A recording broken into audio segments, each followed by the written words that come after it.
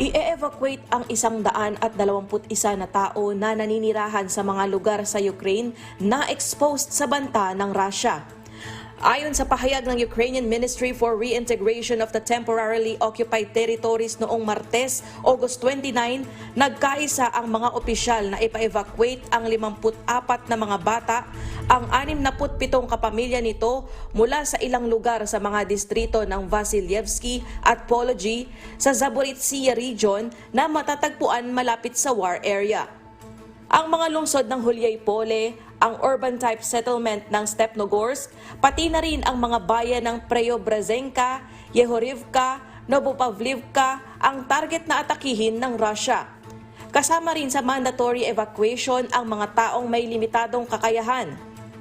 Sa iisang pahayag, sinabi ni Ukrainian Deputy Defense Minister Hanna Maliar noong Lunes na ang puwersa ng Ukraine ang nagpalaya sa bayan ng Robotin na maaaring maging daan para sa mga susunod na pag-atake patungong timog sa mga pangunahing lungsod na inokupahan na ng kalaban tulad ng Tokmak at Melitopol.